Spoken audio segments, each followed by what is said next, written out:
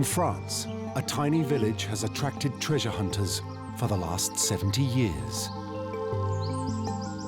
Rennes-le-Château is one of the most mysterious places on Earth.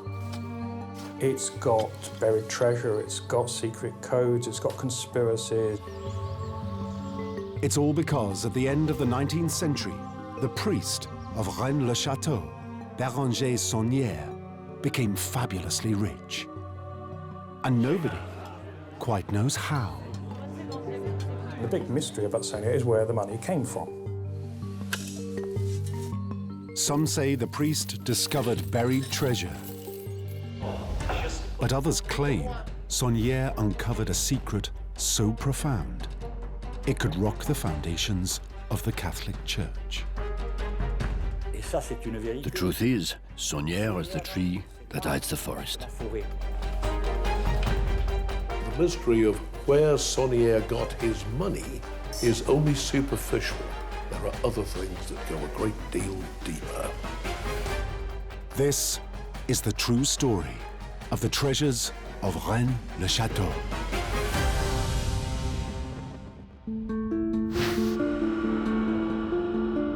In the Aude region in the south of France, in the foothills of the Pyrenees, lies the village of Rennes-le-Château.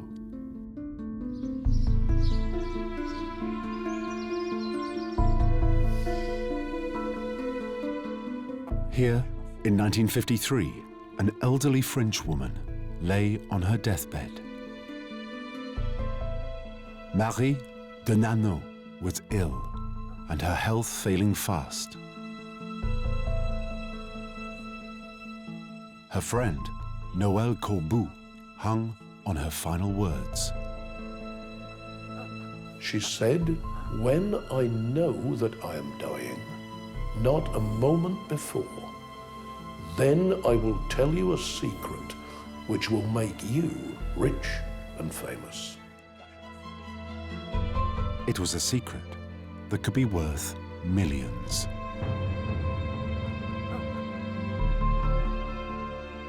Noël Corbout sits anxiously beside the bed, hoping that she will recover sufficiently to tell him what she'd promised. It was the secret of the buried treasure her lover, Béranger Saunière, was supposed to have discovered 70 years earlier.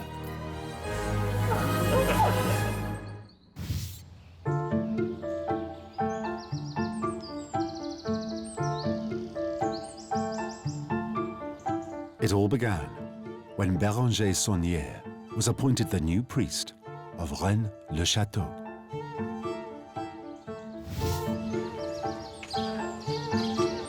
When Béranger Saunière arrived in Rennes-le-Château in 1885, the place he had come to was a small, rather impoverished hilltop village. It was not a promising place for an ambitious young priest to further his career in the church. It had a population then of about 300. It was in a very dilapidated state, no water supply, just a rough track up to the village.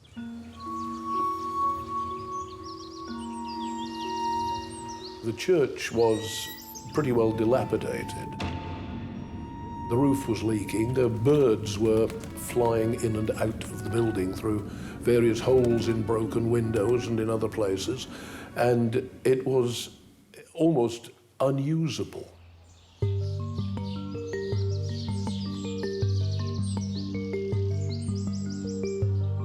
Saunière's new church was originally a private chapel to the lords of Rennes-le-Château, who lived in the castle nearby, which gives the village its name.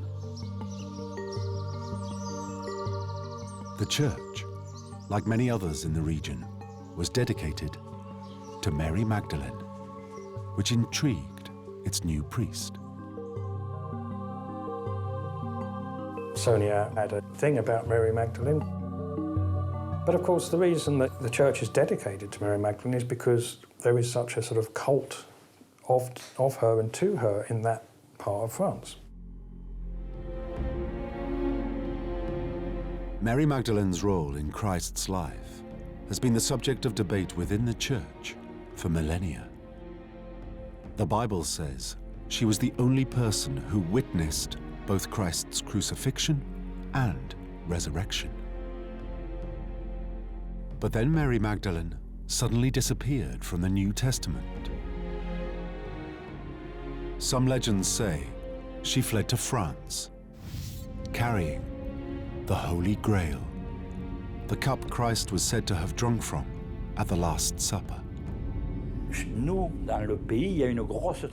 In this region, we have a centuries-old great tradition that Mary arrived here. The idea is that Mary Magdalene, like so many persecuted in Palestine, flees and finds refuge in Narbonne.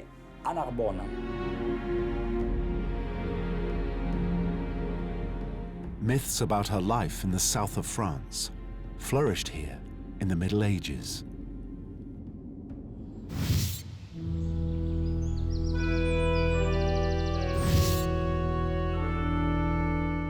In the 12th century, a heretic sect known as the Cathars were said to have worshipped her and protected and hid a fabulous treasure that could even have included the Holy Grail itself. Many mysteries derive from this period. The Cathar, the Templar, the Grail. That is why it is very important for all myths. The Catholic Church brutally suppressed the Cathars. But their hidden treasure was never found.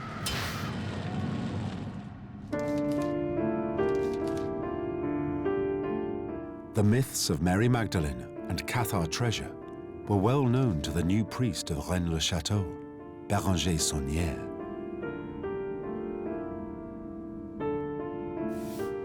In 1885, Saunière's income was low. He had no money to renovate his crumbling church. Like a lot of priests at the time, he longed for more. And yet somehow, he had to get his church into a workable condition.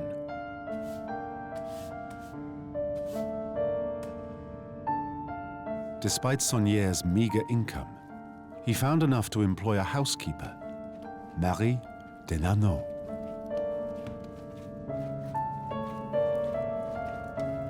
The relationship between Saunière and Marie Denanot was something rather more than that of a priest and his housekeeper. She becomes Saunière's housekeeper and closest confidant for the rest of his life.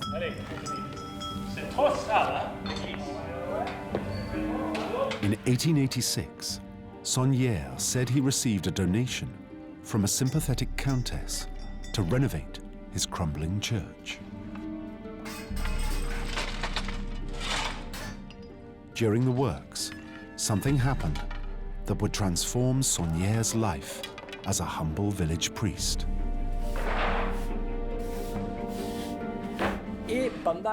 During the renovations, the bell ringer, who used to ring the bells every day, comes down to where the work is taking place and sees a wooden pillar that had been supporting the pulpit lying on the floor.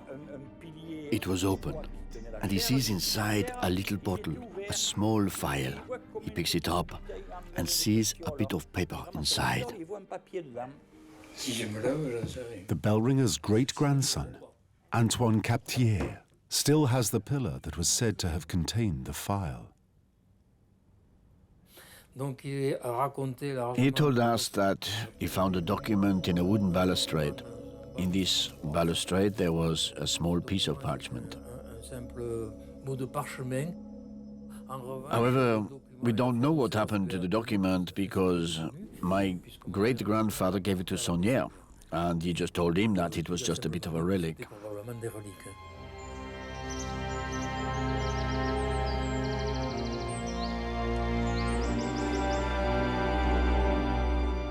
Saunière took the parchment away for closer inspection.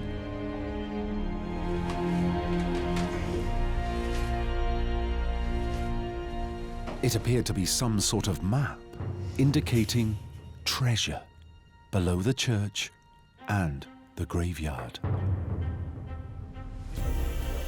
Saunière ordered the floor of the old church to be lifted. His workers then made a startling discovery. Shortly afterwards, Saunière found a pot full of gold coins and shiny objects, which was witnessed by the workers, and therefore fact.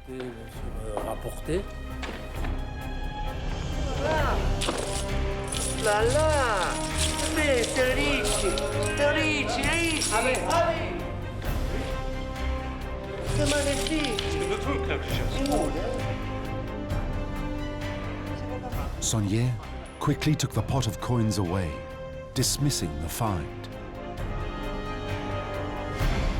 He wanted to make the workers believe they were worthless. The workers were naive, but not to that extent.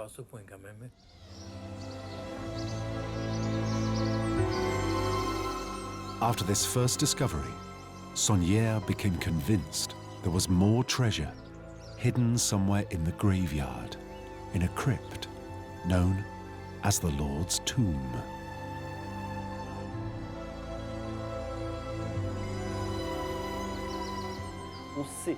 We know from the records that this crypt exists, but we don't know where it is. I think this little parchment contains the location of where one can find the crypt of the Lord's Tomb. Many believe something else on the parchment has made Saunière think the Lord's Tomb could contain the missing Cathar treasure. Possibly even the Holy Grail itself.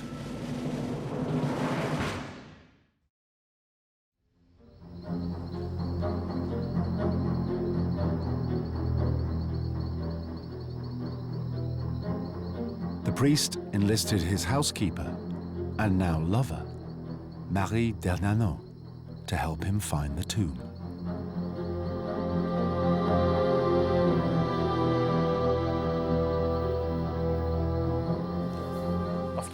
He searches at night, not in the church, but in the cemetery.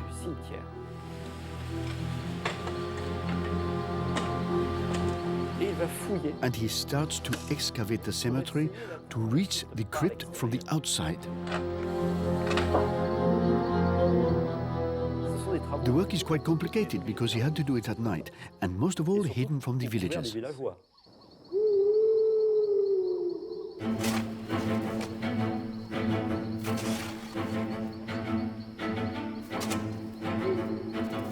But word soon spread of the nocturnal activities of the village priest.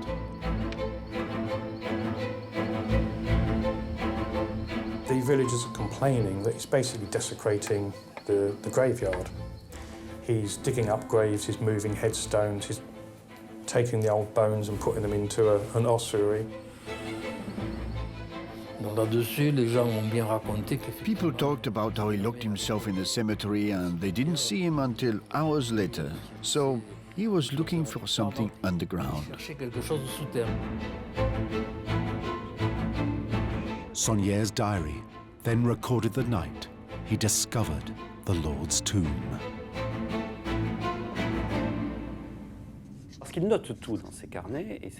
He writes everything down in his ledgers, the ledgers that I have studied. At a certain point in September 1891, he writes, "Discovery of a tomb. Evening, rain."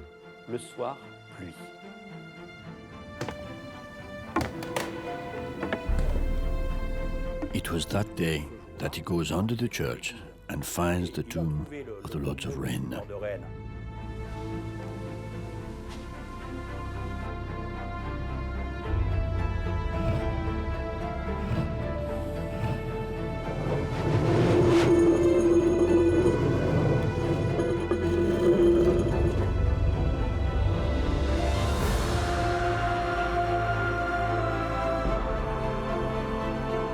Some say Saunière discovered a nobleman buried with jewelry and gold. But exactly what he found in the Lord's tomb, he never disclosed. So what did he find? We don't know. Otherwise, there wouldn't be a secret. However, we are convinced that he found an entrance to a tomb, which led to a subterranean space, which then led him to somewhere else.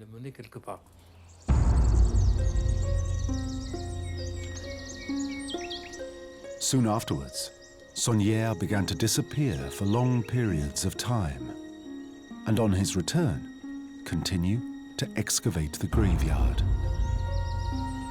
It's after the discovery of this tomb that Saunière starts behaving strangely. He's definitely up to something. I think he was looking for money. He must have been lured by a small discovery of some buried jewelry belonging to the lords of Rennes. But something else, very strange, was going on with Béranger Saunière. Marie would collect from the local post office up to 150 letters a day from all over the world and give them to Saunière. It was another secret they shared together. Whatever Saunière was up to, all of a sudden, he became fabulously rich. As soon as he starts finding things underground in the cemetery, he starts paying for everything up front. We found he had about 100,000 francs in the bank. He's someone who suddenly gets into a lot of money.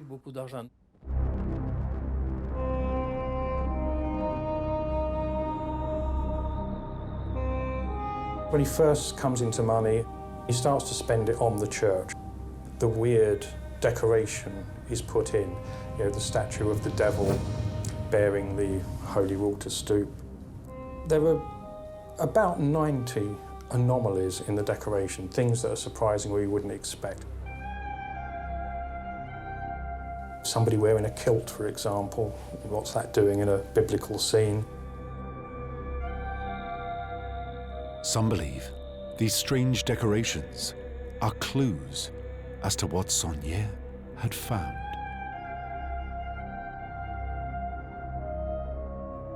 What was the significance of two baby Jesuses in the church? One in the arms of Joseph, one in the arms of his mother Mary. What was Saunière trying to say? One particular example is the big mural of Christ preaching on the hill, and at the foot of the hill there lies a money bag. The money bag has a hole in it, and a gold coin is peeping through the hole, as if symbolically Saunière is saying in this picture, I have found treasure, I've used some, not much, and there's a great deal more to be used. Some people regard this as kind of, in a way, a treasure map, directions to different places in the vicinity of Rennes-le-Château where eventually you're going to find the treasure.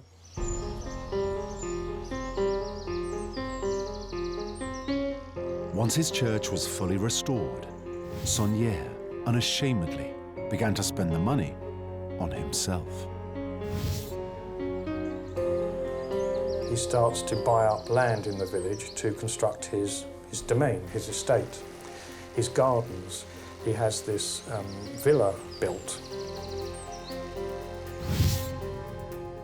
He was a man of great appetites in numerous directions, and his building displayed the luxury that he longed for. Saunière pays for the construction of an extravagant new tower, the Tour Magdala, named after Mary Magdalene. Saunière even had llamas and a monkey put into his sumptuous new gardens.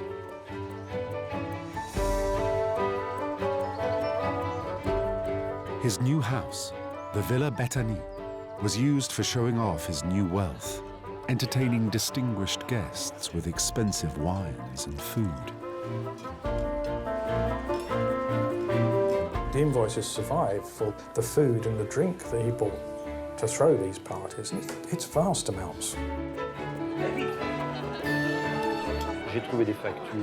I found his bills. He ordered langoustine, a lobster, 50 liters of rum straight from Martinique. So he's really living the high life in Rennes-le-Château.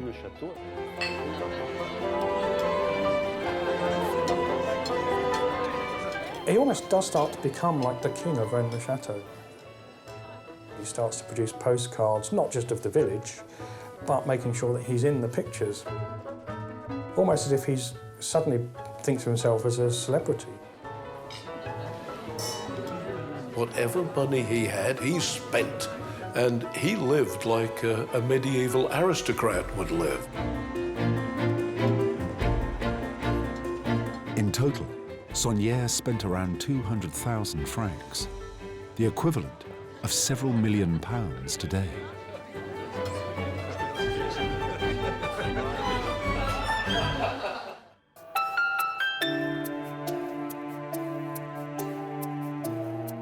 Saunière's spending was so extraordinary, the villagers of Rennes-le-Château started to ask themselves, where did all this money come from? Soon others started asking the same question.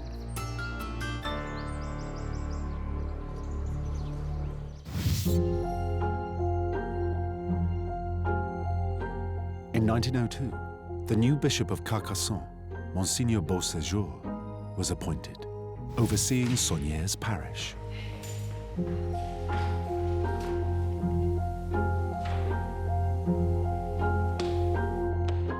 Asked to explain his extraordinary spending to him, Saunière refused.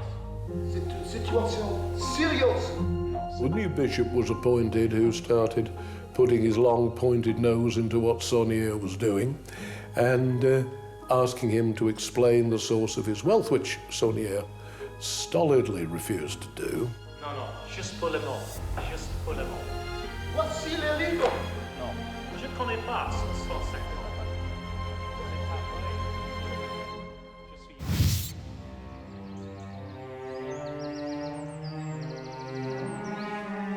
Saunière was removed from his post and banned from giving services.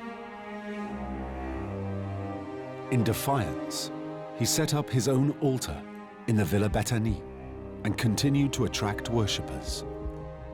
He refused to leave his estate. He says, my possessions are here in Rennes, so I'm staying here. So actually, he chooses his possessions over spirituality. Eventually, Saunière was put on an ecclesiastical trial in the Vatican, which he never attended. Instead, he sent expensive lawyers to fight his case. The trial lasted 6 years, and before it could reach a judgment in 1917, after years of high living, Saunière died of heart failure, caused by liver cirrhosis.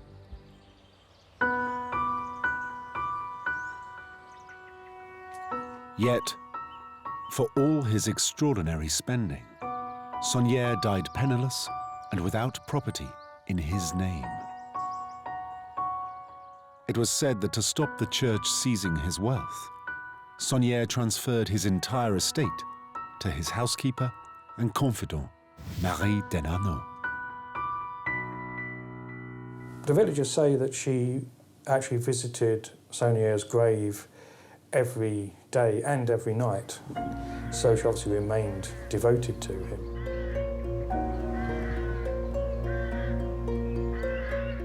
In later life, Marie Denarnaud became a recluse, but was once seen wearing some of the jewelry Saunière was alleged to have found.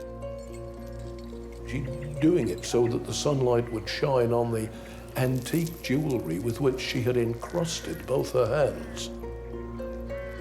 The neighbour said, "Oh, Marie, they're beautiful."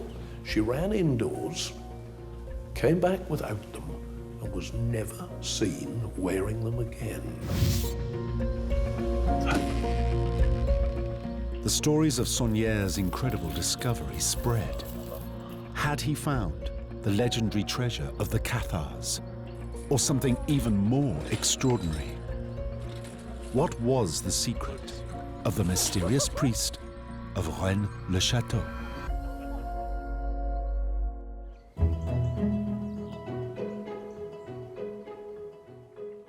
The first answers to this mystery started to appear in 1946, almost 30 years after Saunier's death, when Noël Corbu and his family arrived in the village.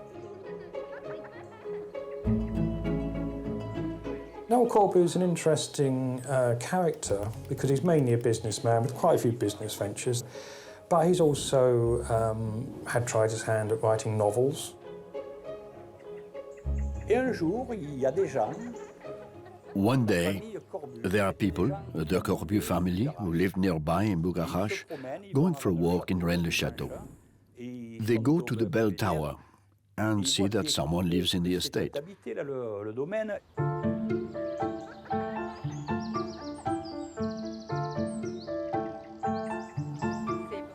The Corbus discovered the estate was owned by Marie Denano. Noël Corbu's daughter, Claire, remembers the encounter. The first time we met Marie, when we were children, we thought she was like a real grandmother, dressed in black, very small. She loved to laugh, always smiling. Having lived as a recluse for years, Marie was delighted with her new visitors.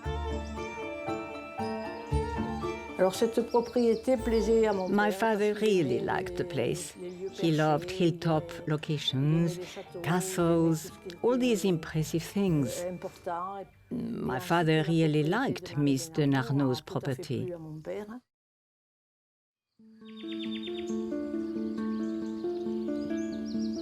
After several visits, Noël Corbu was so enamored by Marie's estate in Rennes-le-Château, he offered her a deal. He said, if we adopt you as a family member, as a sort of adopted grandmother, we will treat you to the very best of our ability. We will be your friends, we will be your family, we will take care of you in return for us having what had been Saunier's old estate.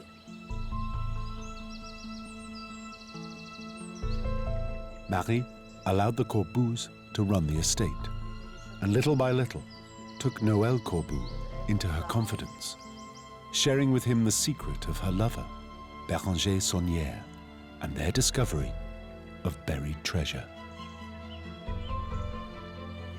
But she didn't reveal where the treasure was hidden.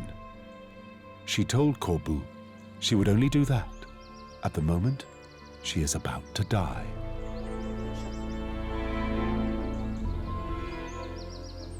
And then she gets a stroke.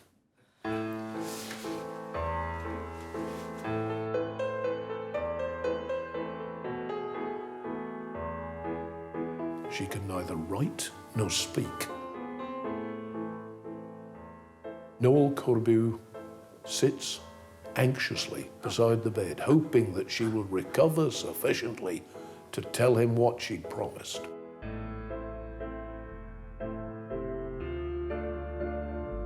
Marie died in 1953. Childless, she left her entire estate to the Corbus.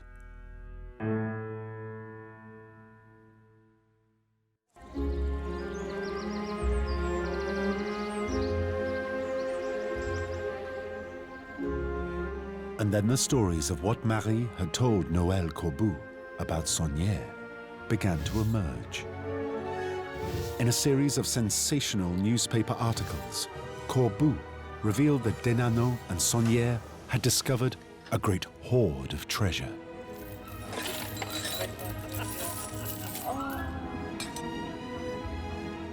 But the treasure wasn't anything to do with Mary Magdalene, the Cathars, or the Holy Grail. It was something quite different, a treasure that was a king's ransom, a treasure that had been hidden and seemingly forgotten by history.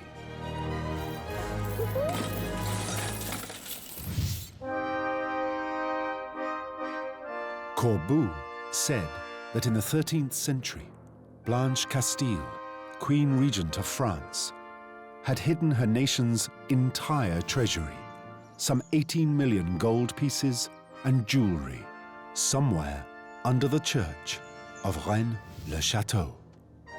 It was to pay the ransom of her son, the future Louis IX, who had been captured by the Egyptians during the Crusades.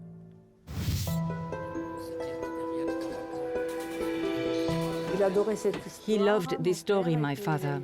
He loved telling it to his clients, and he made a recording, so he didn't have to repeat it all the time.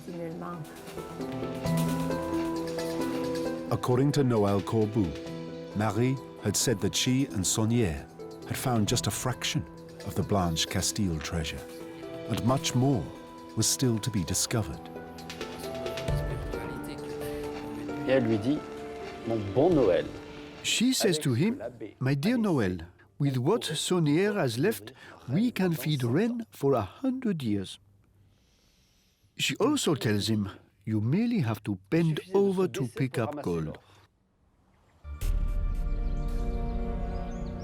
Marie told Corbeau that Saunière's frequent disappearances were when he would go abroad to sell bits of treasure and then send the money back by post.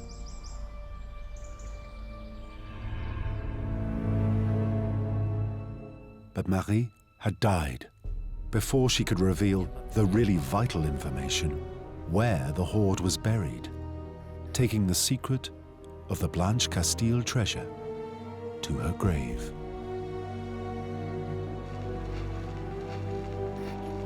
But Corbeau was certain it was down there somewhere. She had convinced him that there was something of immense value waiting to be discovered. And he looked for it everywhere.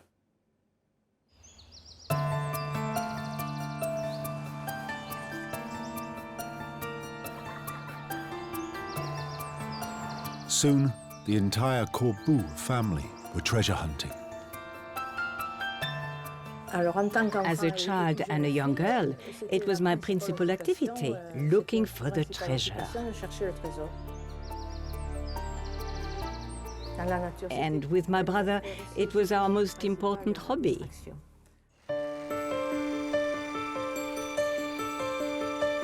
Given all the publicity surrounding Rennes-le-Château's buried treasure, Corbeau opened a hotel and restaurant in Saunière's old estate to cater for the new flood of treasure hunters.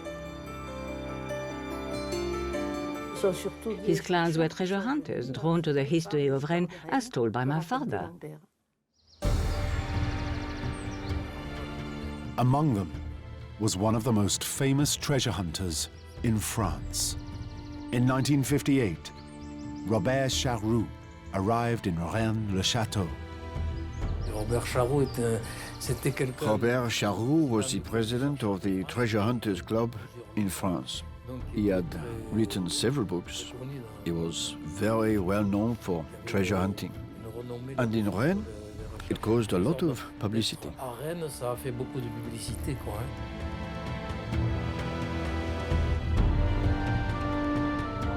Charroux used metal detectors to search for the treasure's hiding place in the church and the cemetery.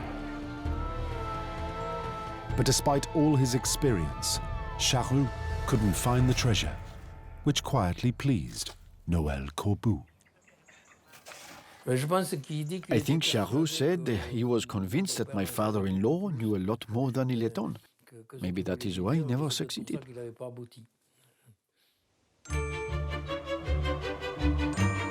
Corbeau and Charroux' stories spread like wildfire throughout France. So much so that in 1961, French channel ORTF made a program about the mystery. Such was his deep involvement in the creation of the myth, Corbeau himself played the part of Saunière. Like many, treasure hunter Jean Brunelin was drawn to the stories of Béranger Saunière. It is treasure that has brought me to Rennes-le-Château. We heard stories here and there. Someone made a hole here, others made a hole there. Someone used a drill to blow air from one side to see if it came out the other.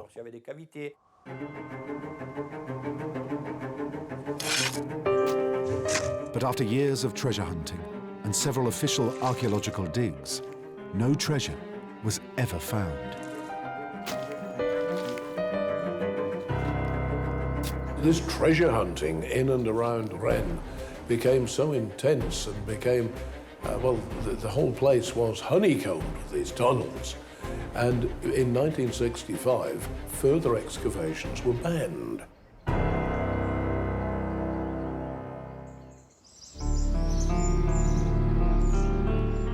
But the story was about to take a new, dramatic twist and lead to even more extraordinary theories about Saunière's wealth. It was all to do with the parchment that was supposed to have been found in the pillar that first set Saunière off treasure hunting. Everyone believed it had been lost forever. But in 1967, a book by journalist Gérard Desède sensationally claimed Saunière had found not one, but 2 parchments, and published them for the first time. The step between it becoming kind of a regional sensation to a national one to an international one, the big step there is a book called The Gold of Rennes. According to Desède, Saunière had taken the parchments to his bishop, who had advised him to take them to the highest church authorities in Paris. Desède claimed when Saunière returned from Paris, he was suddenly rich beyond his wildest dreams. So had he found a great treasure after all?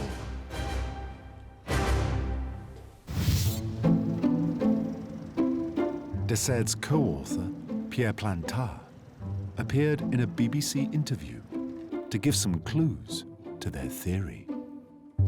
Will the treasure of Rennes-le-Château ever be found? Ici, vous me parlez d'un trésor matériel. Ne parlons pas de trésor matériel. Disons simplement qu'il existe un secret à Rennes-le-Château. But if Plantard and Desède were right, and Saunière hadn't found a material treasure, what had he found that had made him so rich? What they do, they take the Saunière story, the Rennes-le-Château mystery as it originally was, and use it as the hook for a whole other story.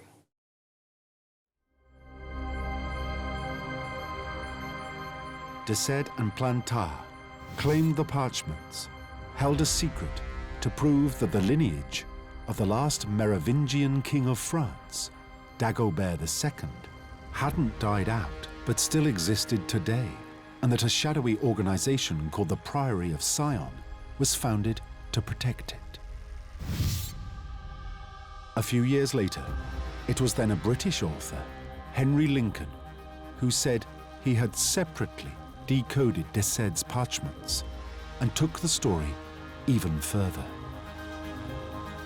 He claimed that the parchments were a series of clues that sensationally proved Mary Magdalene had indeed fled the Holy Land for France, but did so when pregnant with Jesus' child.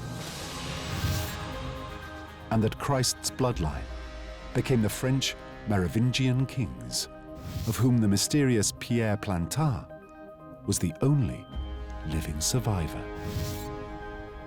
The Holy Grail was known as the Saint Graal, but it wasn't a cup at all, but the Saint Real, meaning royal blood, and this was Saunière's great secret. Lincoln appeared on American television to reveal his discovery.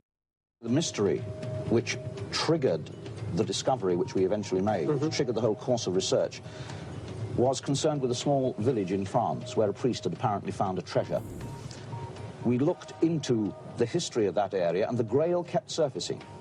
And the Grail, in turn, leads us into the bloodline. The bloodline was the Holy Grail, and Saunière had discovered it on the parchments. It was an earth-shattering claim that could shake the Catholic Church to its foundations. It was a huge bombshell for all kinds of reasons. Not only Jesus fathered children, with all the implications that has for our understanding of Christ and Christianity, but also that descendants of that bloodline are still around today.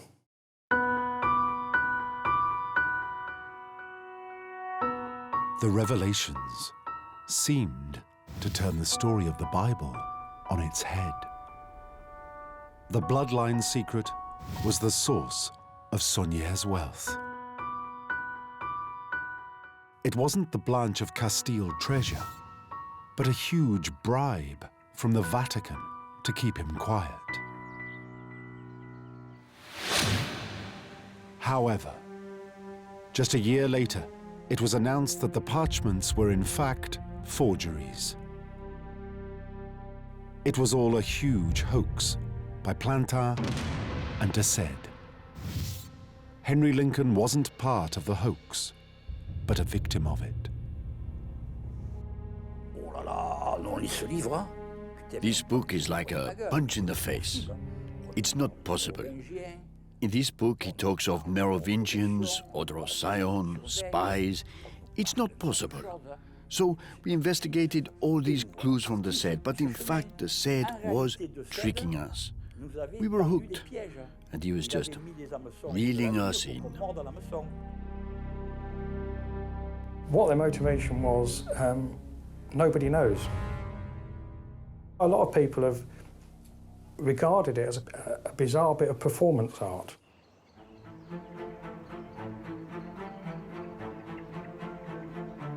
But the story didn't end there. 20 years later, the hoax became the basis for one of the best-selling books of all time. Dan Brown's Da Vinci Code took de Sède and Plantin's invention of the Priory of Sion and Jesus' bloodline to a whole new level. The story of Rennes-le-Château still generates an extraordinary frenzy amongst treasure hunters and writers. For commercial reasons, this mystery is much more interesting to claim that Saunière kept a terrible secret. But if the source of Saunière's wealth wasn't a huge bribe from the Vatican, what was it? It certainly wasn't by finding the Blanche Castile treasure, as told by Noël Corbu. There is no record of this treasure in any history book. While it is true that Louis IX had been captured, the ransom was paid and he was released. So where had all Saunière's money come from?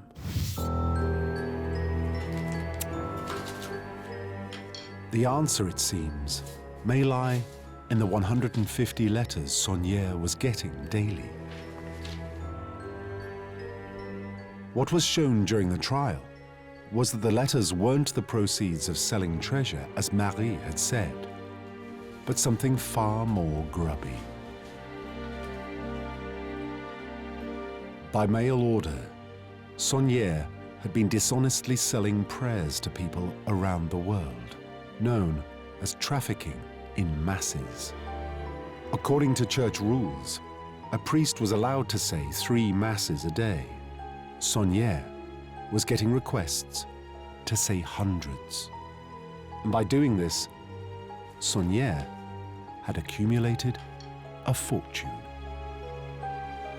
Alors, comme il a trafiqué les messes. So, how did he traffic in masses?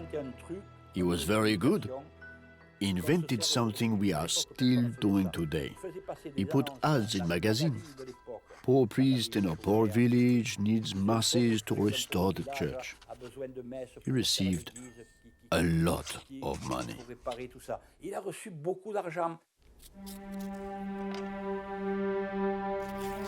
This, then, was Saunier's secret. He was a highly enterprising crook. It's in Saunier's temperament. He wants to make money from everything.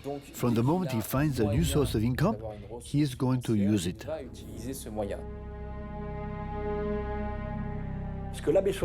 He had actually made the biggest part of his fortune by trafficking in masses. But he was also an agent for booze, an agent for oil, he produced postcards, he made money out of everything, and he made a lot of money.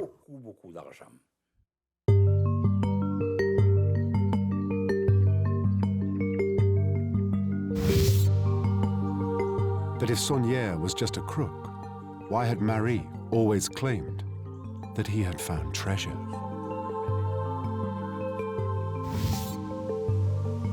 The villagers see him build this nice villa, buy land and give money to everyone. They think it's weird. And afterwards, smart Marie, to give people a reason, says that he has found a treasure. This explains everything. But the other reason is that after Saunier died, she was almost destitute. Marie needed someone to support her. She had spun a yarn to the Corbeaus.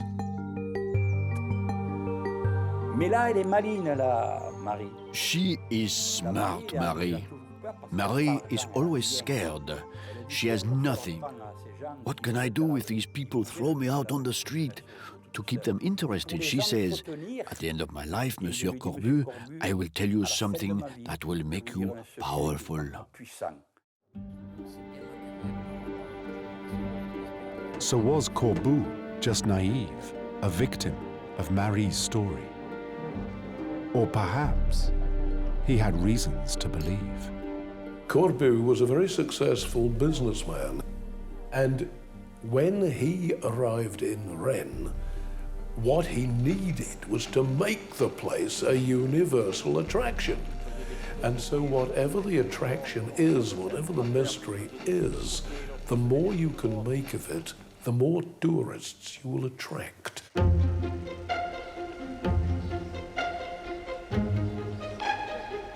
When Corbeau first came to Rennes, there were only on average 200 tourists a year.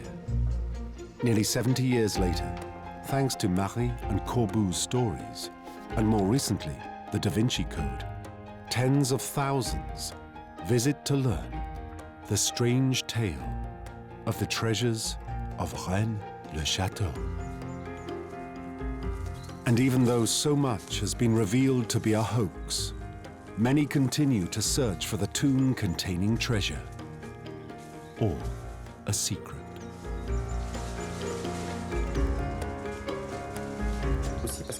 You have the feeling that when you come to Rennes-le-Château, you can solve an enigma. I think that explains its global success. It is a game in which you can play a role. In the end, we all need dreams. Who needs the truth when we can have a mystery?